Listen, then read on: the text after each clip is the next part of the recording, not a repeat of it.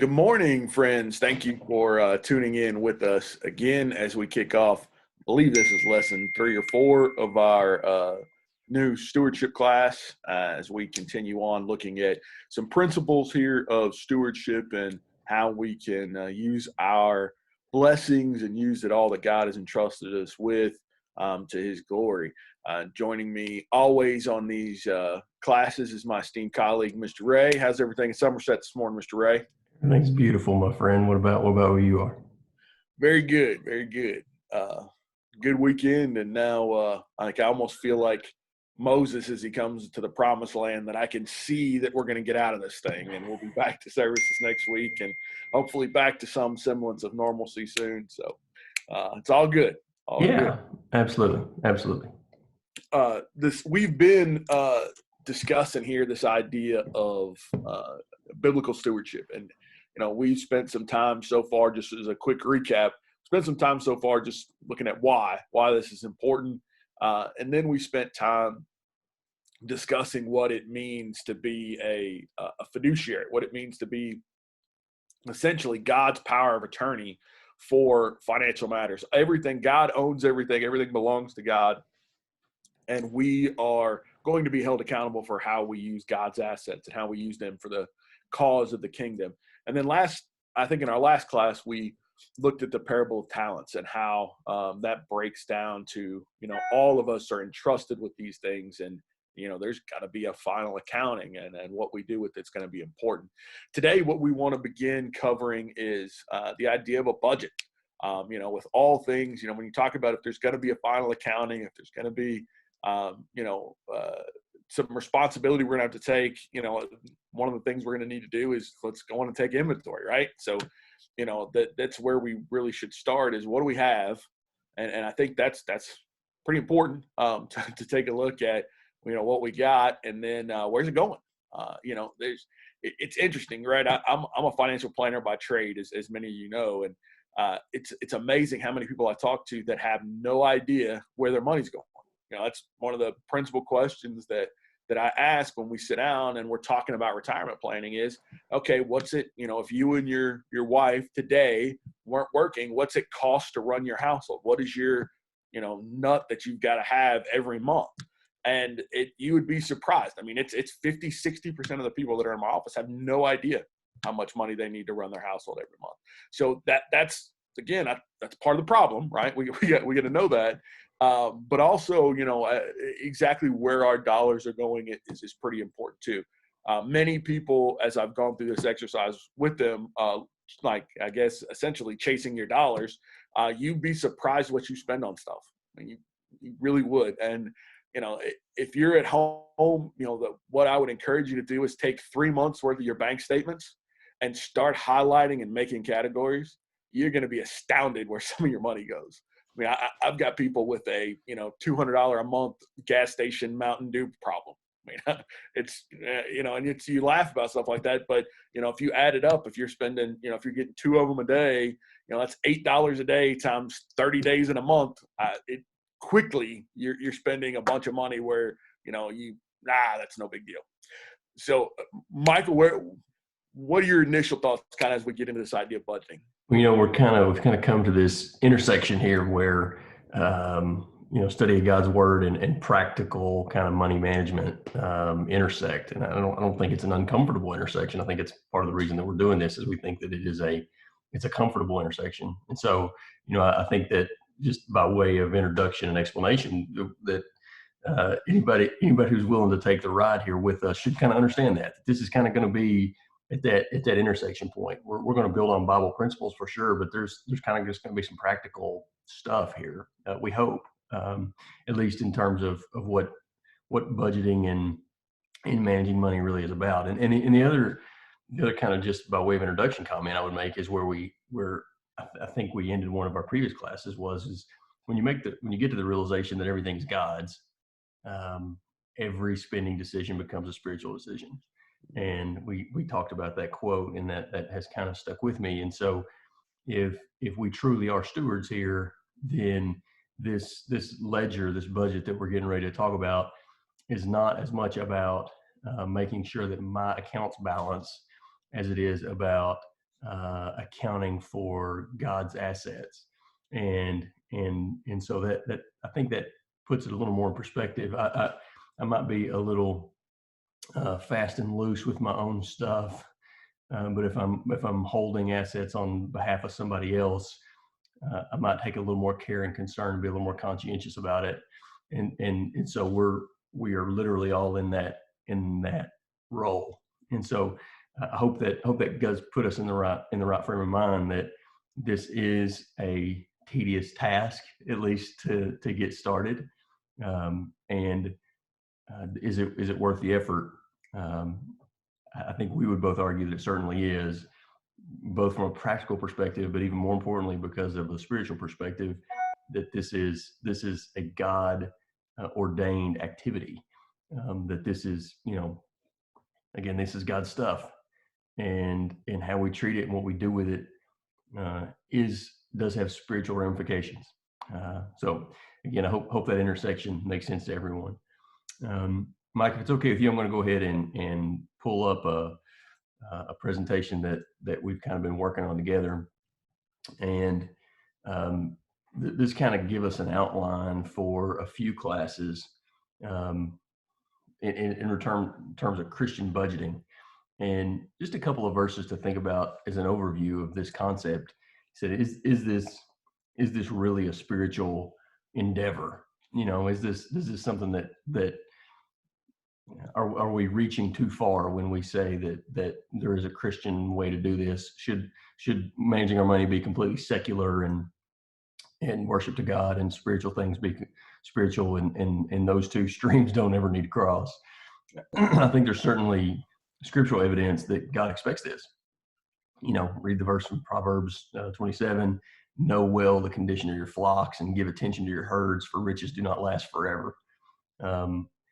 For me in my life, my flocks and herds have more to do about bank statements and the condition of my home. That's my flocks and herds. And I think God does tell me to know well the condition of those things and to manage them. And that directive is from Proverbs. And then we're familiar with in the section of Luke 14 about counting the cost. Jesus says, which of you wanting to build a tower doesn't sit down first and compute the cost to see if he has enough money to complete it? Well, he is, indirectly for sure, but indirectly advocating for somebody to do some budgeting, not to get caught halfway through this tower without understanding what you can afford. And so that just kind of would be an overview of this is a Christian idea. This is a spiritual endeavor. For sure. And that, we talked about this a little bit working into this class, but I think it's very interesting, the entire context there in Luke 14. Jesus is talking about the cost of discipleship, essentially, and he's saying, you need to budget your life to make sure that you understand what you're getting into. Here's what discipleship costs. But he uses a couple of analogies there. He talks about building a tower, and he talks about going to war. He says, even going to war, who doesn't take accounting? I've got X number of men. Can I go up against another force that has more? So when we think about that idea, it's really, what do we have? Let's kind of get our arms around what we have. And then what are these potential liabilities out there? Whether it's in war, who am I going up against, right? And whether it's, building a tower or building a piece of property, what are the things that could go wrong? What are the budget? What are the hard costs? And can I do it? And, the answer at the end of both of these is, or if he doesn't do it right, is a fool. And, everybody essentially makes fun of him for not being able to go through with what he should. And I think that's really an important idea, both in discipleship, but also in, assessing this talent or talents that God has put in our hands. That we've been definitely blessed with some riches, with some assets, and now let's figure out, how are we going to use them for the good of the kingdom, and where are they going? More importantly, and I think that's back to knowing the condition of your flocks and your herds. It's hard for us, I think, in a I mean, there may be some listening to us that are, make your living off of an agricultural base, and you may be farming and know that, this idea pretty well with cattle or whatever you're raising there as far as farming. But for most of us, we don't have literal flocks and herds to attend to. But at Michael's point, we do got, bank statements and 401k statements and investments and homes and whatnot that we've got to, definitely give attention to and understand that, the end of that they don't last forever. So what am I doing with them while I have them, and how are they most beneficial? So, this is absolutely a godly principle, the idea of budgeting and the idea of being a good steward. But so, the important thing here is let's drill down, and we're going to try to take this a bite at a time. All right. We don't want to throw this entire thing at you. But what we're going to try to do is work our way through each, if you can kind of see in the budget, there's the blue headings over there. That's what we're going to try to do, is just kind of work through each one of those blue headings, to talk about this section of the budget and how it applies spiritually. We're going to try to make both some financial points and some spiritual points, and marry those two together and give you some ideas to leave you with. Yeah, just a couple of things to build off that. One is, I can definitely imagine, the proverb writer asked about the condition of flocks and herds. I can definitely, imagine God asking us, what's the condition of the assets that I've given you? What's the condition of your bank statement? Are you balancing your bank statement? What's the current debt on your credit card? And if we don't know those answers, I think God rightly has, the right to ask us, well, how good a steward of my stuff are you being? If you don't know the answers to those pretty basic questions, how much should I be trusting you with? That's a legitimate question. And it kind of goes back to, if we can't be trusted with earthly wealth, who's going to trust us with heavenly riches in the book of Luke? And so I think there is an entrusting to us of God's stuff, and that comes with some responsibility, and we should take that seriously. The second part, is, again, by way of introduction, is there's two ways to look at our personal finances, and I think we're going to take a swing at both in the series of these lessons. But and it kind of goes back to this, and again, I'm going to jump in the practical bucket for a minute. It goes back to this idea of a snapshot in time versus a view of a period of time. And that was, if you're a financial person, that's almost the difference between an income statement and a balance sheet, right? Is one is just a snapshot. Here's what I have at this moment in time.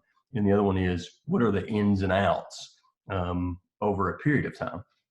Well, this budget is more of an income statement kind of look, right? It is what comes into my account, so to speak. What does God bless me with over a month's time versus what do I spend that money on? So what comes in and what goes out.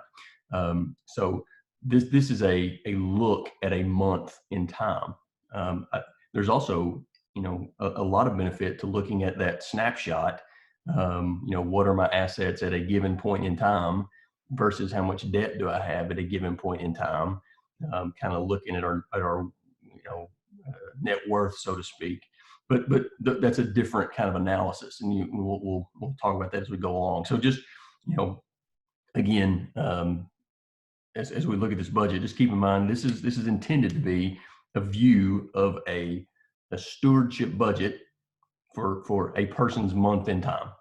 And I know that may be somewhat difficult to see. We will we'll attach a PDF copy of this budget in the notes to the Facebook post, just if somebody wants to review it on their own and kind of have a peek at it. This is, we should note, this is fictional, but we think representative, and so we'll try to utilize it to make the points that we intend to make here. The first thing that we should note is, any budget's got to be based on a certain income, right? And so, Mike, I believe that we have just for ease of presenting the budget, we've based this budget on a certain income of, I believe, $50,000 of household income. Is that correct?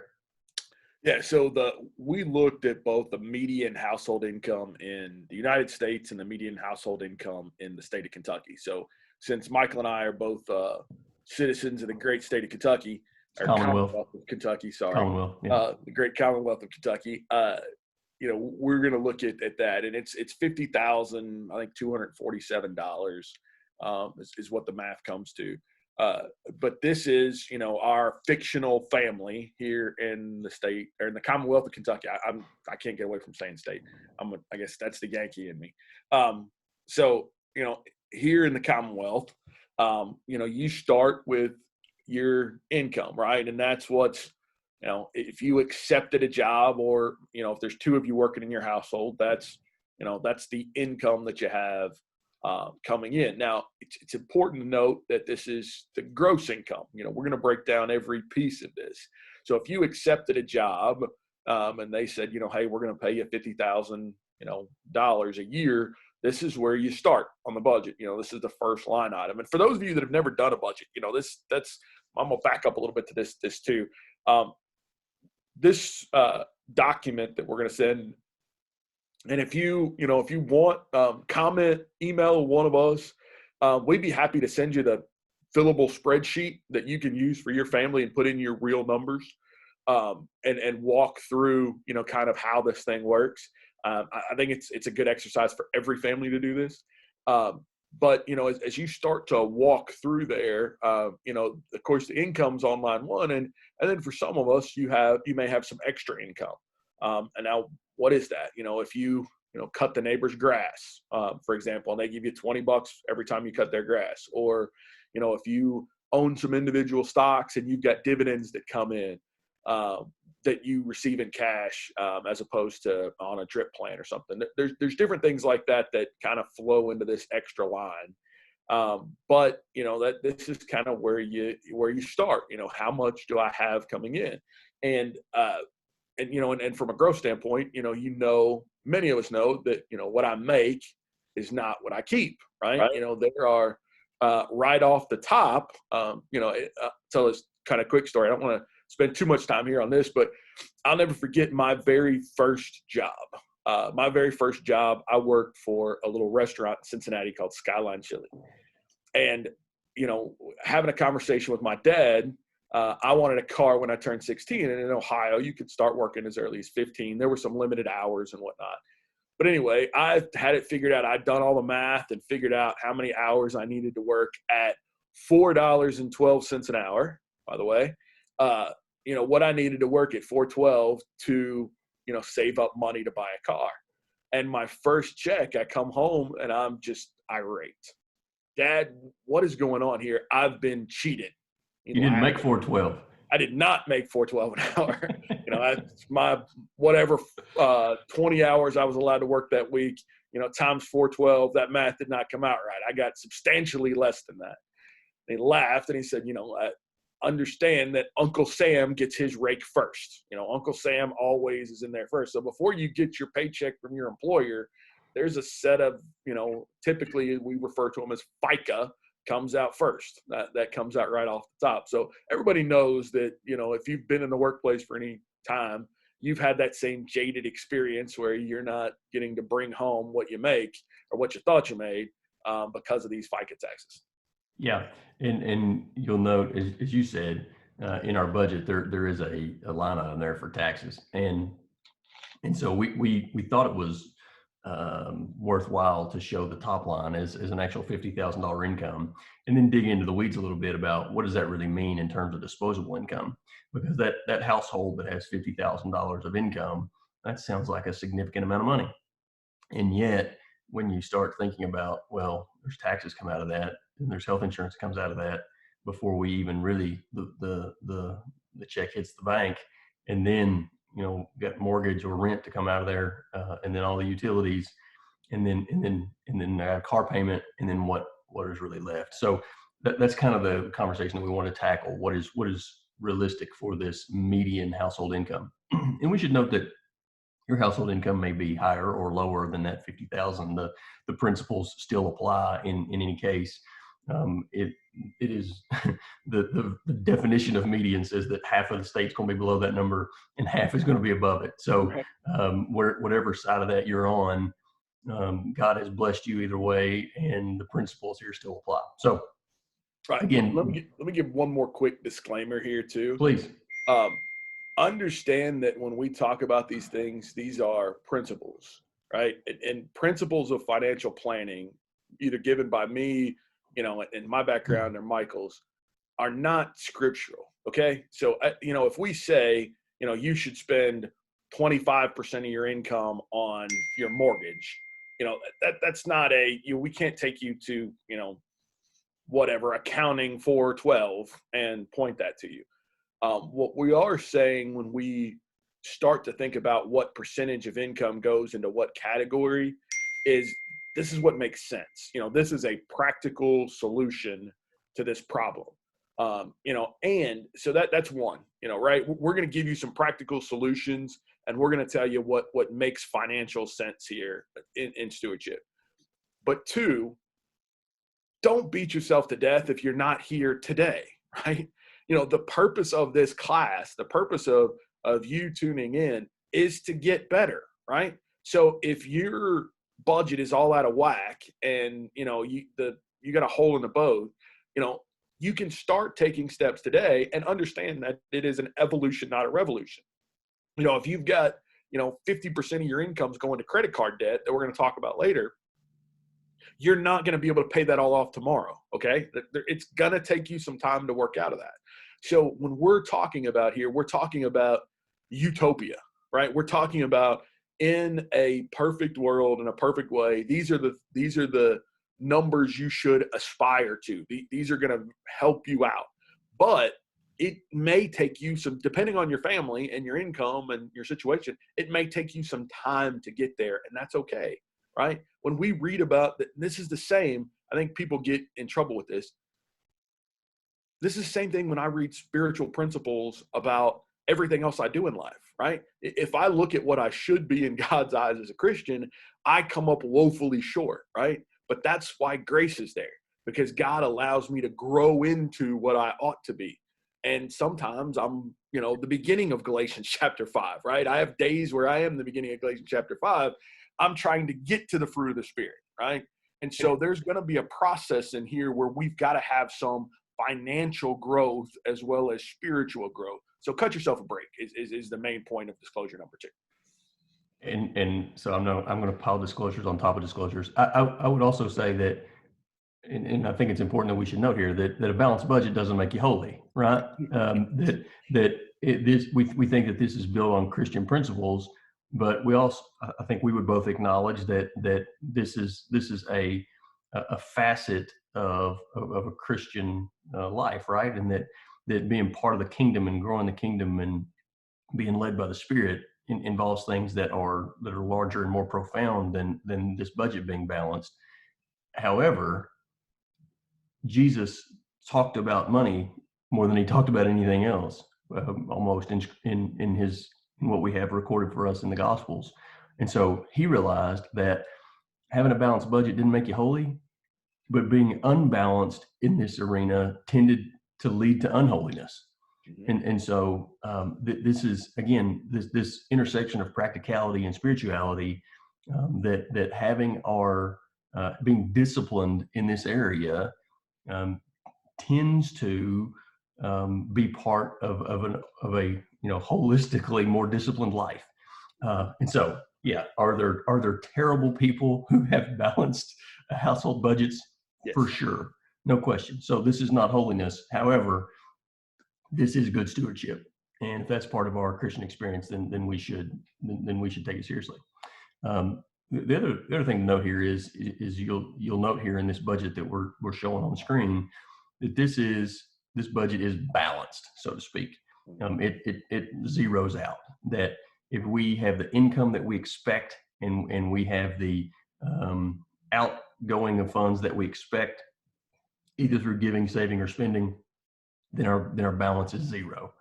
This particular budget is kind of useful because it allows you to plug in actual amounts for a given month and see how that compared to what you expected.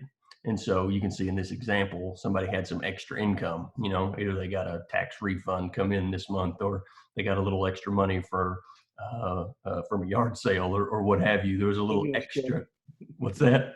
Stimulus check. Stimulus check. Yeah. So there's a little extra income. And so they were actually, they had a surplus in this given month. But it allows you to kind of compare what reality is versus what you said is a utopia. So this type of budget is certainly aspirational, as you said. This is something to build toward, and this would be the most disciplined approach.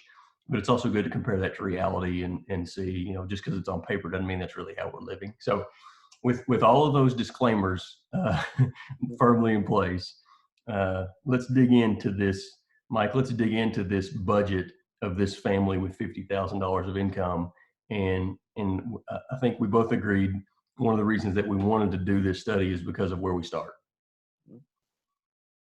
Yeah, that's absolutely right. So, the first thing that we should budget for is our giving, right? And I think that principle holds up all throughout scriptures. The first thing that you budget for should always be the most important thing. That's where we start. Typically, and where most budgets go wrong, in my opinion, on a spiritual level, is we start with our top expenses. I make X dollars and I'm going to spend, Y on the house and, J on the car. And then let's see what's left after that. That you're going to fail. Okay. If you start with your most expensive things first and you want to build those in, you're going to run out of money for different things. But if you start with what's most important first and say, hey, I'm going to take right off of the top my most important thing, then I'll figure out what kind of house I can afford. Then I'll figure out what kind of car I can afford. Then I'll figure out what kind of, cable and utilities package I can afford. You got to work your way down the list of what is important to you. And if we're talking about, our assets being owned by God, if God truly owns everything, and I am a power of attorney for God, I am a steward for God, I'm a fiduciary for God, to use those terms from that class, then, shouldn't my first dollars allocated be to God or in God's purposes? And that comes really in, I want to say, in kind of two different ways. Is first, there's money that we give to the local church. If you're part of a local church, there is a responsibility that we have on the first day of the week to give back to your local church.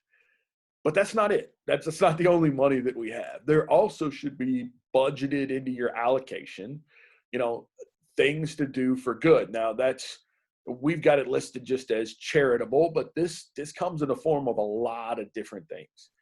In this particular line item could be your family's decision to help a gospel preacher on your own, right? Gospel preachers can receive support in a couple of different ways. They either receive it from where they're working, from other churches that support the work there, or from individuals. And as an individual, and I, my family's done this from time to time. And I know a couple of families that I'm pretty close with that there are, they send, certain dollars to help support preachers in different areas every month. That's just part of what they do.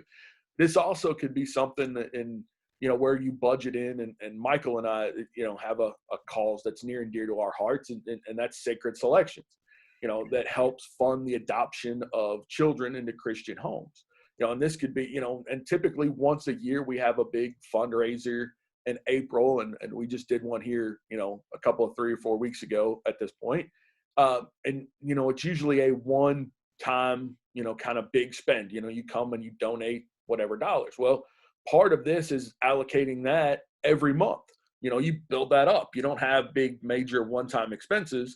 You accrue for that every month so that when that comes around, you can do that. Now, one of the things that we did this year and have put together is, if you struggle with this, that of setting this aside in your bank account and would like to, contribute $25 or $50 a month, we've set up where you can now just drip pay into the account and pay it like a bill every month, so that over the course of the year, you're giving, 500, 750, 300, whatever that number is, but you're giving it on a monthly basis. So it comes out of your account and it's out of your budget. So there are different things you can do like that. And this is if you're going to help somebody, if you're going to, whatever you're going to do personally to help with the kingdom on a cash flow basis. So that's the other thing that's very important here, is that these are cash donations, cash gifts to certain causes. We're also going to talk about, when we get into other aspects of the budget, how we use our capital assets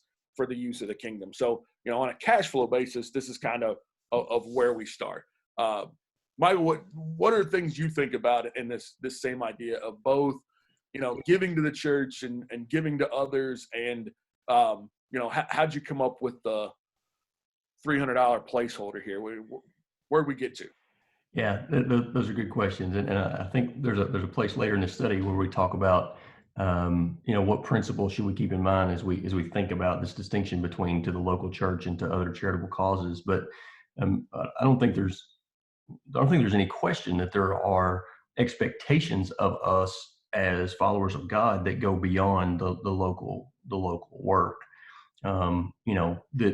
That the support of the poor is, that is, there could not be a more godly principle than that. That was one of the downfalls of the nation of Israel in the Old Testament.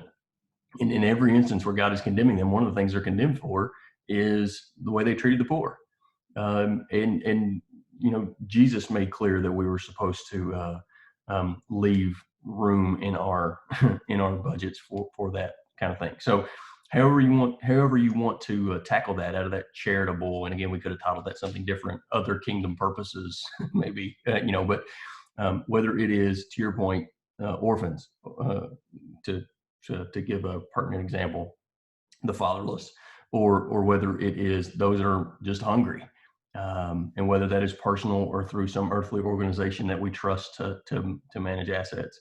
I think all those are reasonable things to put into that charitable or other kingdom purposes line. But there's also certainly the responsibility for giving to the local church. If you look at the total amount of giving that we're talking about here, we're talking about $600 out of roughly $4,000 a month of gross income. And so, Mike, that tends toward 15% total. And in this instance, we've split that evenly between the church and other charitable functions. I think both of us would say, again, this is aspirational as a budget, and also individual results may vary, right? That this is not a scriptural mandate that it's 15% and it's split evenly between the local church and other charitable causes. I think that this requires some prayer and some as a family, some prayer and some thought and some meditation about, if our priorities are God's priorities, how are we going to look at our budget and prioritize our giving in a way that both is financially responsible, but also is for kingdom purposes. So that is this example, but I would say this is, again, I think this is good stewardship, this example, but it's by no means the only answer. Right, and this is where the difficulty comes in to our set of disclosures there, right? Is that, while this is aspirational and these are numbers that Michael and I are comfortable with, as we, make our own personal financial decisions, you've got to come up with that number, right? And the scriptural principle that we're given in the New Testament is, as we, to give as we have prospered, right? So if I like the idea of a percentage basis, because as my income changes, these numbers change, right? If you set a flat dollar figure and say, hey, I'm going to give, $200 to the church every month. No matter what. Yeah. No matter what, every month, and that's a great way maybe to get started, but that's very different if you make $50,000 or you make, $250,000. You've got, that $200 isn't as big a deal at 250 as it is at 50, right? You may have started out and that number, was important and a big piece of your income, but, as that, as you grow financially, as you get raises, as you get, more blessing, more God puts in your life, that number, in my mind should change. And if it's on a percentage basis, then, and you move those percentages up, I think that can make some sense. And that can help you as you're, making those next financial decisions that, hey, we've gotten raises, we've done really well, and now we're going to go look for another house. Well, okay, so we're going to take the housing side of the budget up. And before we decide where we can get housing from X to Y, we should come back and revisit this one too, right? If we've gotten a 10% raise or a 20% raise or a promotion where we, our incomes increase significantly, we should go back and apply that systematically across the budget. I think that's a good principle, and that's helpful there. Starting here. Yeah. Right. So, and I think that's important is that promotion that increases our top line, that we should visit this part of the outflows of cash first.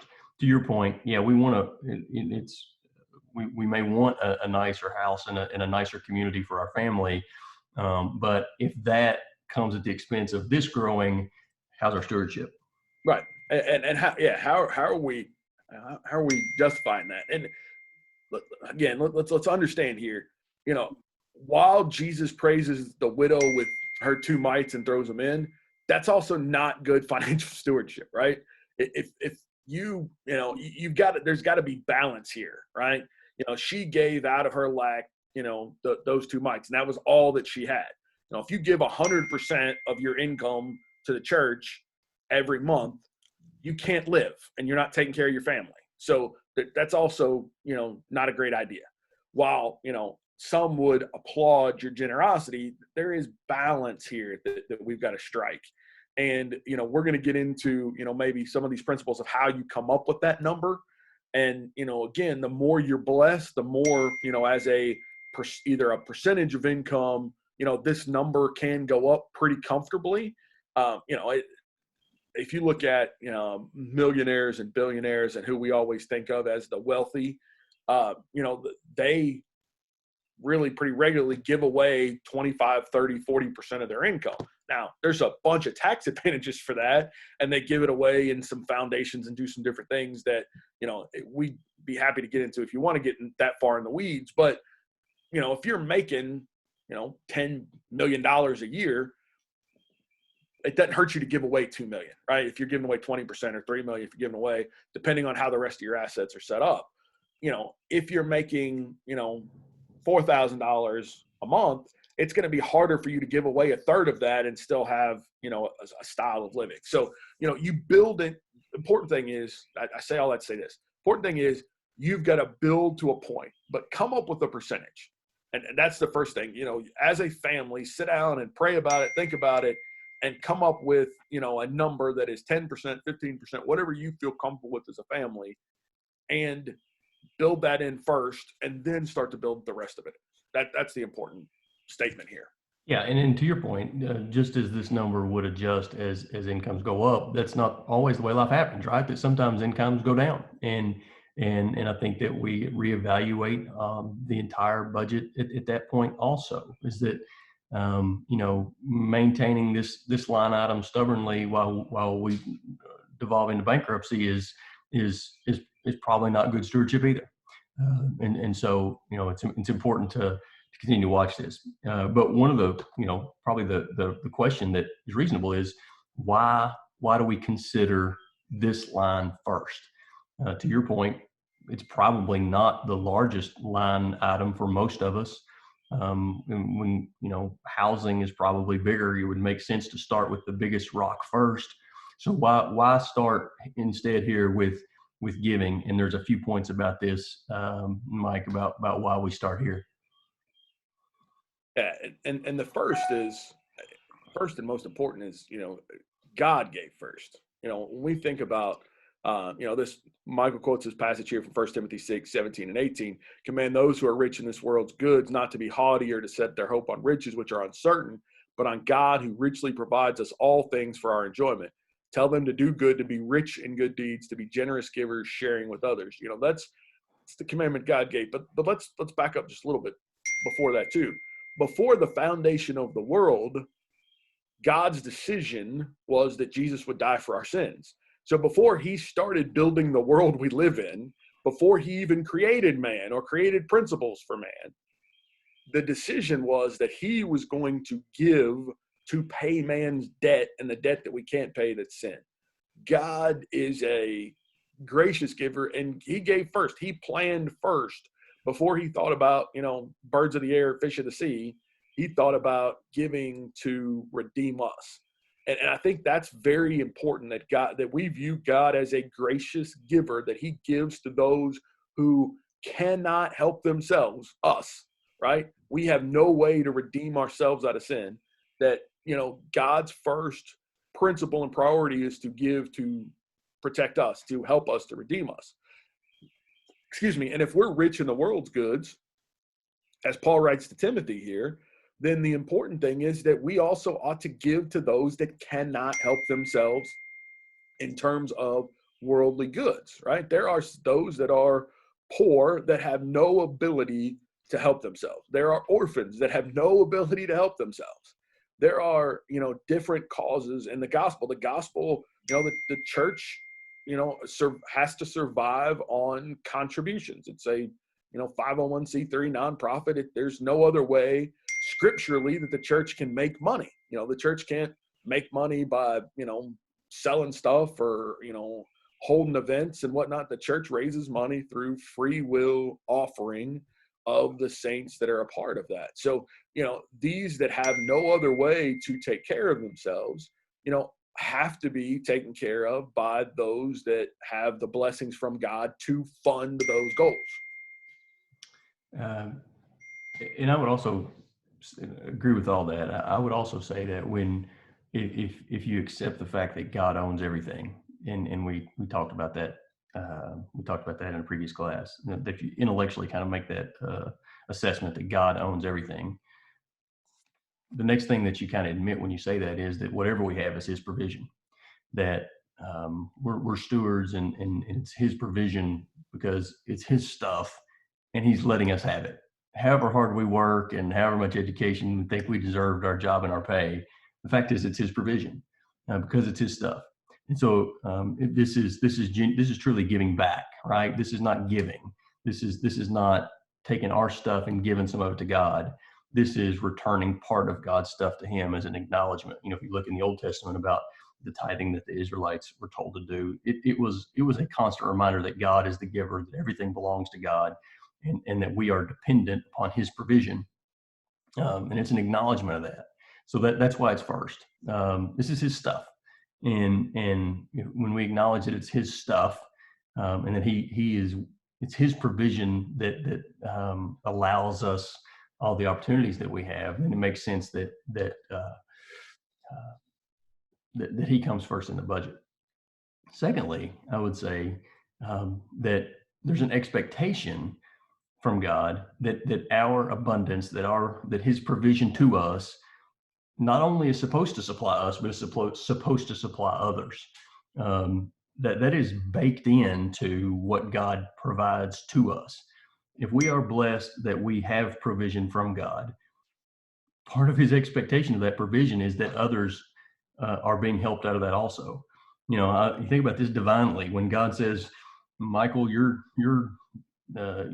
income is $50,000, and out of that, you're providing for your family and others. That's his expectation.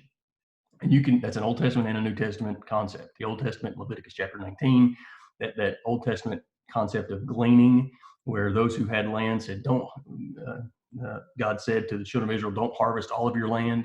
Don't harvest the corners of the field. Don't pick the vineyard bare. Don't gather up the fallen grapes. Leave them for the poor and the foreigner. I am the Lord your God. That was their income, quite literally. It says, hey, don't exhaust, don't utilize all those resources. They are expected to help others also. And I think very practically, you can see in a lot of people's budgets in 2020, because of debt and the size of expenditures for entertainment and other things, they're stripping their own vineyard bare, quite literally. That there is nothing left over for the poor and the sojourner. That would be a practical application of what's being said there. Yeah, and I think that's important too. And to Michael's point, not only are you stripping your vineyard bare, but you're borrowing others' vineyards. And that's what how credit card debt essentially works: is you're taking all of yours and a little bit of somebody else's, and you have an expectation you got to pay that back plus interest, right? So that's important. Are we stripping everything down and even going in the negative? There's some of you that may be doing a budget today, and your budget doesn't balance at the end. It's running negative a few $100s a month that's going on a credit card. That from time that's how those credit cards balloon and grow over time, is that we're spending more in any given month than what we have coming in, so we're financing that somehow. And so that's important. Are we building that in? But I think it's so important here to understand fundamentally that God's saying, whatever income level you're at, I've blessed you to that point to provide not just for you. God's saying that blessing is intended to provide for others. And it's Old Testament principle for sure in Leviticus, but read Ephesians 4:28. The one who steals, steal no longer. Instead, let him labor with his own hands so that he will have something to share with others that are in need. The principle is, if you work, you'll go to work. Don't steal. Don't do it unlawfully. But if you'll go to work, God's saying, I'll bless you with enough to take care of yourself and to have enough to share. And we've got to understand that. And in a 21st century U.S. consumer-based economy, we don't think like that. We think, this is, it's all mine, and I'm going to use it on whatever I want to use it on. But that's flawed, because God's saying, I've had people that I've dealt with, in a financial planning standpoint, that said, well, I can't afford to give. I can't afford to be charitable. Well, my opinion is you can't afford not to, because God's saying I've given you enough to do this. It's about how we're allocating those resources. And to that point of can't afford not to, that would lead to this last point, I think, is that our generosity is linked to our prosperity. And this is not the reason that we give, but this is a biblical principle of a natural and divine response to our giving. Honor the Lord with your wealth, with the first fruits of your crops, and then your barns will be filled completely and your vats will overflow with new wine. One couple of things from that passage I would point out, that's Proverbs chapter 3, 9 and 10, is that the expectation is it's our first fruits. Well, that's the reason why giving is the first line on the budget, because it's supposed to be our first fruits. It's the first thing that comes out. And if we do that, if we honor the Lord with our first fruits, then we'll continue to be blessed. Our barns will be filled completely. Our vats will overflow with new wine. Jesus would say in Luke chapter 6:38, it'll be given to you as you have given. So give with good measure, press down, pouring over, so to speak. And again, that's not the reason that we give, but from a divine perspective, Mike, I think from if you try to think of, and this is dangerous at times, but if you look at it from God's perspective, who would he be most willing to prosper with physical blessings? Well, it would make sense that God would continue to prosper those who are willing to take blessings and apply them to his purposes. If we are good stewards of what we have, and God knows that, hey, if I bless Mike Estes, I know that my kingdom purposes are going to be benefited because of what he has. It makes sense that you would continue to be benefited so that kingdom purposes could continue to be grown. If we are wasteful and poor stewards of what we have, why would God continue to, again, he owns everything. why would God continue to put those things in our hands, knowing that his assets are going to be wasted and the kingdom purposes are not going to be fulfilled? From that perspective, I think it makes perfect sense that those who are buckets and not, or excuse me, who are funnels and not buckets, who are willing to take God's blessings and funnel them to God's causes, God will continue to maintain that supply so you can continue to support his work. And you see language not only like here in Proverbs, but if you look at Haggai and Malachi, two of the minor prophets, God even says to them in calling them out for their lack of doing this, right? In captivity, one of the phrases, put me to the test, right? Try me on this and see if I won't even open the stores of heaven. God's been very plain with, his people in the Old Testament, and Jesus carries these principles over into the New Testament, right? We reap what we sow. Or if we're, sowing bountifully, we're going to reap bountifully. If we're sowing sparingly, we're going to reap sparingly. That's a solid biblical principle. And so, we've got to decide where we're sowing and where we're reaping, and if we truly do, trust God to provide as he always has, and to give us the ability to do these things. Now, here's an important point. I want to take just a very quick sidebar and don't want to get lost in the weeds here. There are bad actors and there are scumbags that have a lot of money, right? So let's be very clear here that while God does bless those who use, assets properly for the kingdom, I love the analogy Michael used there. If we act more like a funnel than a bucket, yes, absolutely. But there'll also always be bad actors out there that take advantage of people that don't do things the right way, and they amass fortunes of themselves, right? Think about the devil when he takes Jesus up in the temptations of Jesus, right? Everybody kind of remembers that story. What does he say when he takes him up to the precipice? Look out, all these kingdoms are mine. The devil's wealthy too, okay? That there is wealth that the devil has accumulated. And he tells Jesus, I'll give you all of these kingdoms and all of these riches because they were in his control. They were under his power there. So you can get wealthy being a scumbag. It's possible. I can give you a bunch of examples of people that have. But, as a Christian, it's also not, it's not a sin to be wealthy. God has blessed many people. David, Solomon, Peter, to give you New Testament examples, Luke, who was a physician, Luke made plenty of cash. It's amazing. I think Dr. Luke gets lost in some of this, but Luke is along the way in a lot of Paul's journeys on his own dime. Have you noticed that Luke just keeps showing up where Paul is? Well, how'd he get there? Churches are supporting Paul, but Luke is going from town to town, plying his craft as a physician and raising funds for himself that he's using to help further the gospel in these different areas. So there are those who will be blessed, physically and will have assets, credited to their accounts to be able to help others for doing this. But we've got to understand why we're doing what we're doing, right? If you're listening to this podcast or these videos and this is your get rich quick scheme, like, hey, I'm going to start tomorrow giving more to the church and I'm going to expect in 3 weeks to get a raise at work.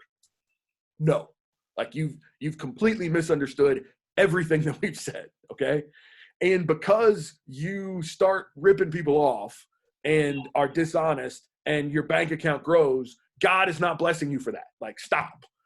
We've got to use some common sense here while we're applying biblical principles that you can be a scumbag and get wealthy, but you can do things the right way and God can bless you. I've heard Christians argue almost that if somebody is wealthy and is, growing their assets and net worth, well, they must be doing something wrong because God somehow wants you to take a vow of poverty. That's just not true. God actually does the opposite. Those that are, careful with his blessings, those that act as a funnel are often rewarded, and we see their riches grow. And we could spend the rest of our time together in 3 hours. I'm sure lining up example after example that's exactly what happens. So there's not a vow of poverty. Poverty is not piety by any means. And because you're blessed with wealth, that doesn't make you more holy either. Yeah, and I think I'm going to key on a word you mentioned there is that accumulate, and I think that is an important distinction in this regard. Is that um, you know I, this verse and others would say there's a big difference between God blessing us and us accumulating wealth. If our goal is accumulation, I don't think that's a spiritual principle. If our goal is distribution, if we are truly a funnel, I think the biblical principle is God pours so much into our funnel that we have a hard time distributing it fast enough. And so we end up with some wealth as perhaps some end up with some wealth as the world would define it, not because they're accumulators, not because it's their goal to build wealth, but because God trusts them to distribute it. And as long as we continue to be distributors to kingdom causes, I think that's a spiritual principle, to your point. So in the time we have left, we've only got a couple minutes, Mike. Let's talk about some practical considerations as we consider our giving here. And we touched on this one briefly. And I'll make a couple points here and I'll leave it to you. How much, what's the balance between our giving to the local church and giving to other worthy causes, whether it is the fatherless and widows or whether it is those who don't have enough or to feed those who can't feed themselves, or helping the elderly, whatever those things are. What's the balance there? And there's two things, and like many other things that we'll talk about here, there's not a prescription. There's not a percentage that is God ordained, because I think God does that on purpose. Because I think we're supposed to struggle with this. I think we're supposed to check our hearts and pray about it and meditate with it and come to a number that we're comfortable with in a godly way. The two thoughts I would mention in this regard is Galatians 6 and verse 10 said, "Do good to all men, especially those of the household of faith." So there is a priority given to the household of God, and that those who are spreading the gospel, again, if our purposes are kingdom purposes, and local churches are managing their own finances well, then evangelism is going to be supported with those funds, and that spreading that in the household of God is a priority.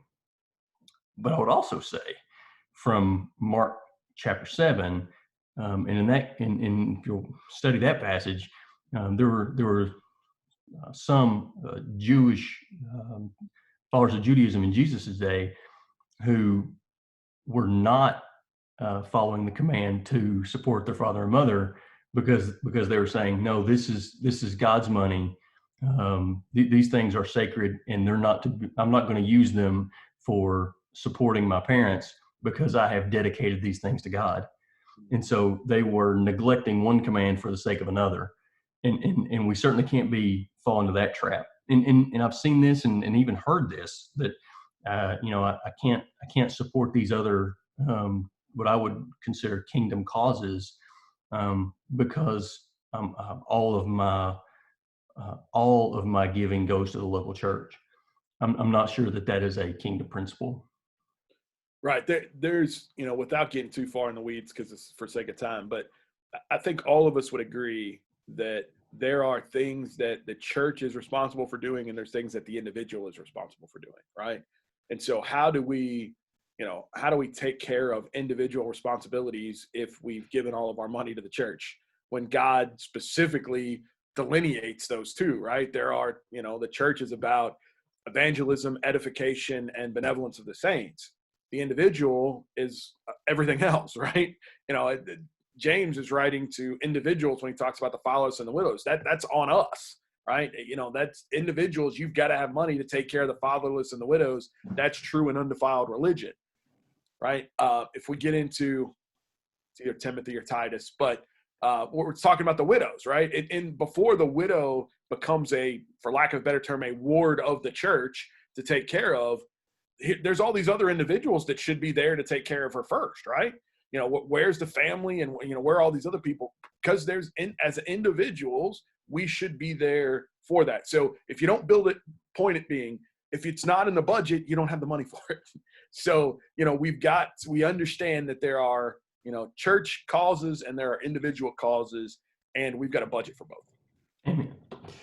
Secondly, good luck tackling this one in 60 seconds or less, Mike. I'm going to drop this in your lap. What about tithing? Aren't we to tithe? Shouldn't 10% be the number that goes to the local church? So tithing is so interesting, and I love that you give me a 60-second clock on this, because this is a decades long argument, right? So listen. I knew you couldn't do it in a 60-minute clock, so you might as well give me the abridged version. So the Reader's Digest version of this is that you can go back to the Old Testament and it talks about a tithe, a tenth. Okay, it's disingenuous for us to honestly say that a tithe is all that your local Israelite paid. First of all, they barely paid anything. But what they were supposed to, if you go to the Levitical law and we dig through the Levitical law, and depending on how bad of a Jew you were that year, right? Because you had sacrifices for multiple things. There's grain offerings and there's meal offerings. There's all these offerings that you have to give. That's all got to come out, right? So depending on how bad you were that year, your number's 35 to 50%. And if you had a really bad year, it could be 60 or 70% of the first cut that comes out. This is off of the top. This is before anything else gets paid. So, while the biblical principle of tithing is there, some people have said, hey, this is a good way. I'll pluck out this one Old Testament thing and I'll say, if you give a tenth of your income, that's all you have to do. Well, again, it's disingenuous. There is, a bunch more that has to be given there. In the New Testament, if we carry that over, the Hebrew writer says we have a better covenant with better promises. And, we are to give as we've been prospered. Well, we've been prospered more spiritually than the Old Testament. I think all of us would agree, right? And, most of us, again, based on world standards and median income and where we started this, have been blessed more than the rest of the world financially too. So, I think there's an argument to be made that, a tenth is not nearly enough. But if that's where you can start, I don't think it's a bad place to start. But to legislate and say you must mandatory give a tenth, I think you're way underselling what both they gave in the Old Testament and the fact that, we've got better covenant with better promises. Yeah, again, I would say, and we'll say this many times, God did not give us a formula here. And I think, in my judgment, that's intentional. That we're supposed to wrestle with this stuff. We're supposed to struggle about it. We're supposed to pray about it and talk about it with those that are close to us and decide as a family what these numbers are. So I think you handled that well. The next point is that giving is intended to be sacrificial, and that's a reason why it comes out of the budget first. It's not the last fruits; it's the first fruits. And the example of the widow's 2 mites there, which you have already degraded her giving earlier in this lesson, so I'll leave that alone. But no, it's intended to be sacrificial. Her extreme example is indicative of that, and also indicative of the fact that God is way more concerned about the proportion of our giving to our love as compared to the dollar amount that her giving was enormous. I want to just throw one more quick thing in here. What is commanded, required in our giving is that it's also done cheerfully. While we don't have the formula for it, we don't have the, percentage that God says, hey, give X. He does say that while it's sacrificial, while it's the first fruits, it's got to be done with the right heart and mind. You could give 30, 40, 50% of your income, but do it with a bad heart grudgingly or out of compulsion, and it's bad. So I think that's also very important here when we talk about this. I always think of, whenever I think of giving and the idea of sacrificial, I always think of David, right? When David goes and he's got to offer sacrifice, and I can't, Nahab or whoever the gentleman is there, that he says, I will give you, the threshing floor. I'll give you the altar. I'll give you these things. And David's comment in that passage is, I cannot give something to God that costs me nothing. And that always rings hard to me, that, it should cost us in what we give to God for the sake of the kingdom. And that's got to be important when we build this number into. It's got to be a fairly significant number. It can't be what's in the, ashtray of the car. And one of the practical ways you can evidence that is it's things below this line that get trimmed when things get tight. That's kind of definitionally what we're talking about. And last, I think this is important. I hope everybody has made it to this point. Just practical, highly practical things about our giving is we said the first one many times. Budget this item first, because that makes that intellectually truly makes it our first fruits, and it allows us to prove that it's sacrificial and that we are going to moderate our other expenses to make sure that our giving is where it should be.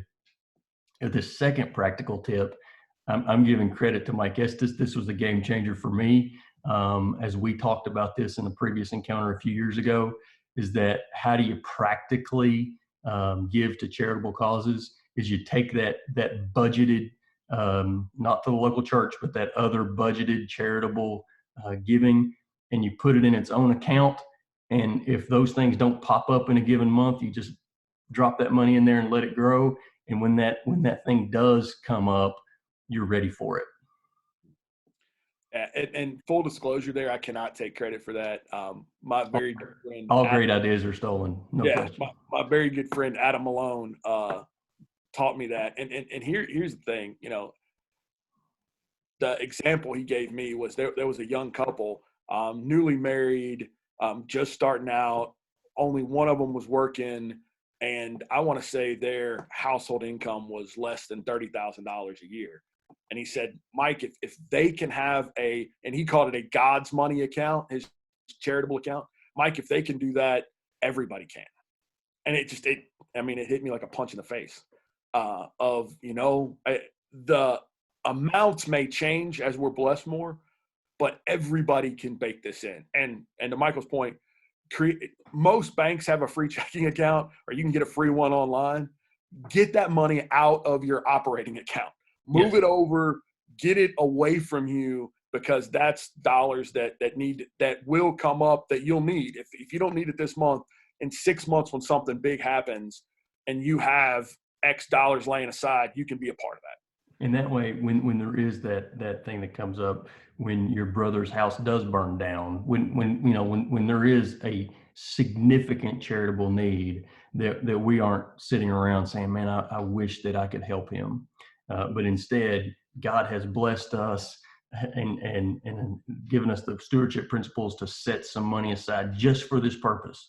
This is God's money. This account is God's money. It's going to be used for God's purposes. And when that shows up, we are leaping on the opportunity to push it in that direction. So everyone out there, if you're listening, go do that today. Open that account. That's A1. And I guess to close, Mike, as we close our study today, remember in all this giving that this is an act of grace. That's what Paul told the Corinthians, is they were willing to give. They excel in many other graces. He told them to excel in this grace also, and that grace was giving. And so I guess closing there for today, that we don't often think about giving as grace, but it is. It is a recognition of God's grace to us, and it is a way for us to reflect God's grace in gracefully, benevolently being a funnel of those assets for somebody else. Right, and let's make sure we're real clear here. It's a shadow, right? God gives this massive amount of grace to us. He pays off debt that we could never imagine in sin. So how much more should we do small things, right? How much more should we, reciprocate that grace to others that, let's be clear, don't deserve it. That's what grace is. It's unmerited favor. Yes. I think sometimes, we look at, well, if a brother at church, if his house burned down, I'll help him, but the neighbor down the street doesn't really deserve my help. Like, stop that stuff. That's nonsense. Deserves a terrible word, and we've said that a bunch if you've listened to either of us over the years. That's just the worst. It's deserve, danger. When deserve comes up, the alarm bell should go off. Yes, that's worse than any four-letter word I think that there is. So that's important. So again, as we close, all of this, again, it's God's money. All of it is. But specifically, go do that today. Set up a God's money, this is when the need comes, I'm ready account. And pray about this. Again, it's an evolution, not a revolution. Start doing things today. You may not be able to have a perfect budget by next month, but you can start making small steps today that maybe a year from now, 18 months from now, 5 years from now, however long it takes you to get there, you can have this. Absolutely, because it's what God intends for you to have. But if you don't start taking steps today, you're never going to get there. So take those steps, start getting this right. If you need help, if you need coaching, you need some guidance along the way, you want access to some of these spreadsheets, comment us, direct message us, email, text, whatever. We're here to help. So thank you for tuning in with us. Thank you for spending some time with us today. And we hope these things can help you and your family do a little bit better in your stewardship and draw closer to God. We will touch on a new area of the budget the next time we get together. But until then, I've enjoyed it, my friend. Thank you. See you.